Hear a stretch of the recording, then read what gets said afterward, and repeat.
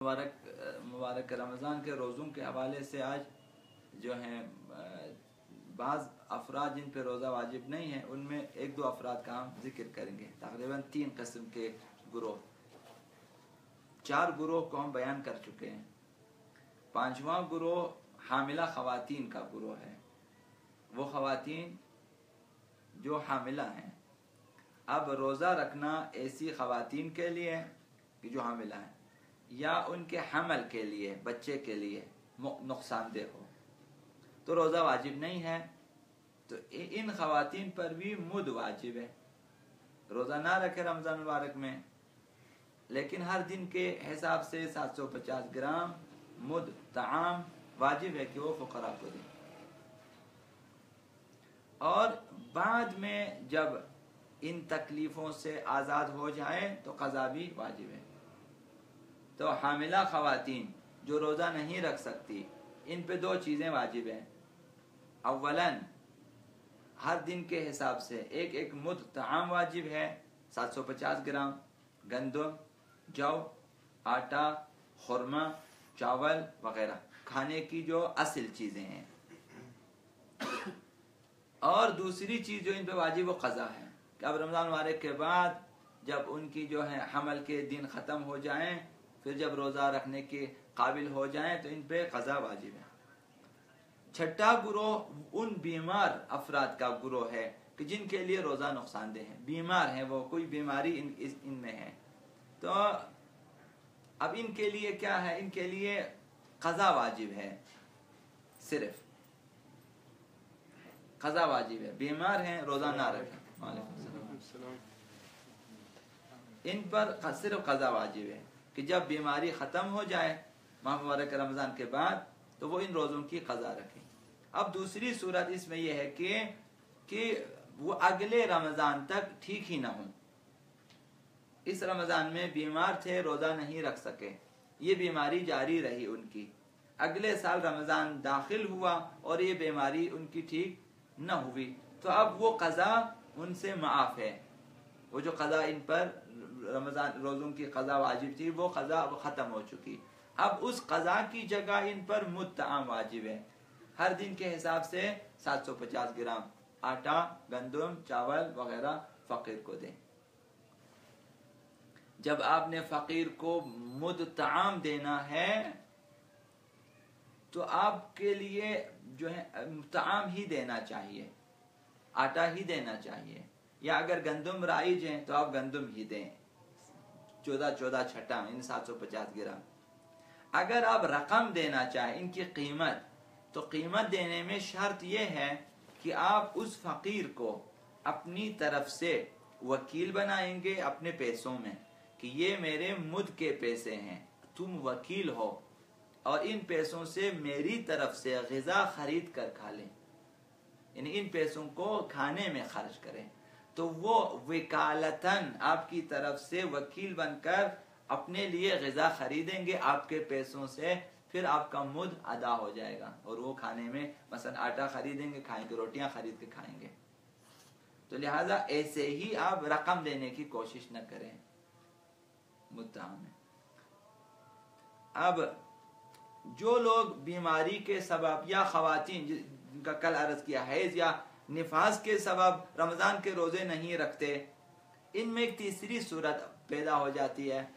तीसरी सूरत यह कि रमज़ान ख़त्म होने से पहले ये ख़वातीन मर जाएं और वो बीमार मर जाएं, इन रोज़े की रमज़ान के दौरान ही जो है इनकी रहलत हो जाए, ये इंतकाल कर जाएं, तो जितने रोज़े नहीं रखे उनकी क़ज़ा भी वाजिब नहीं है, कुछ भी वाजिब नहीं है, ये फारिग हो जाएंगे। 7वां गुरोह उन अफराद का है जो नाबालिग हैं। नाबालिगों पे रोज़ा वाजिब नहीं है। शराइत वजूब रोज़ा में पहली शर्त बालिग होना है, दूसरी शर्त आकिल होना है कि रोज़ा वाजिब है, तीसरी शर्त कुदरत है। तो अगर अफराद, ख़वातीन, लड़कियां और लड़के अगर बालिग नहीं है तो रोज़ा भी इन पे वाजिब नहीं है। अब आप कहेंगे कि कौन से अफराद बालिग कहलाते हैं, तो साल के हिसाब से लड़कों में यह है कि 15 سال ان کے پورے ہو جائیں، 16ویں سال میں جیسے ہی داخل ہو جائیں گے اسی وقت ان پر تمام چیزیں واجب ہو جاتی ہیں۔ اب اگر 12:30 پہ ظہر کا وقت ہے، یہ شخص پیدا ہوا تھا 12:29 پہ مثلا، یہ پیدا ہوا تھا یہ لڑکا، اب آج اس کے 15 سال پورے ہو جاتے ہیں 12:29 پہ، اب اگلے منٹ میں جو ظہر کی نماز واجب ہو جائے گی اس پہ۔ جیسے ہی 16واں سال داخل ہو جاتا ہے تو نمازیں واجب ہو جاتی ہیں، تمام واجبات، کہ یہ چیز حرام ہے تو یہ چیز حلال ہے تو یہ چیز جائز، یہ چیز ناجائز وغیرہ وغیرہ سب اس کے لیے لاگو ہو جاتے ہیں۔ اب خواتین کے لیے کیا ہے؟ لڑکیوں کے لیے ہے کہ ان کے 9 سال قمری پورے ہو جائیں، لڑکوں کے 15 سال قمری پورے ہو جائیں، لڑکیوں کے 9 سال قمری پورے ہو جائیں۔ جیسے ہی اسلامی سال کے 10ویں سال میں لڑکیاں داخل ہو جاتی ہیں وہ بالغ ہیں، جیسے ہی 10واں سال شروع ہو جاتا ہے لڑکیاں بالغ ہو جاتی ہیں، ان پر شرعی احکام لاگو ہو جاتے ہیں۔ اب عیسوی سال کے حساب سے مثلا کتنے سال میں لڑکے بالغ ہو جاتے ہیں؟ لڑکے اگر عیسوی سال 14 سال 6 مہینے اور 17 یا 20 دن پورے ہو جائیں تو لڑکے بالغ ہو جاتے ہیں عیسوی سال کے حساب سے، 14 سال 6 مہینے 17 دن یا 20 دن میں۔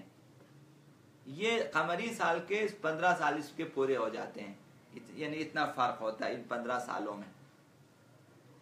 اور لڑکیوں کے لیے تقریباً عیسوی سال کے 8 سال اور 8 ماہ 22 دن پورے ہو جائیں تو اسلامی حساب سے یہ لڑکیاں بالغ ہو جاتی ہیں، یعنی اسلامی 9 سال ان کے اس حد میں پورے ہو جاتے ہیں۔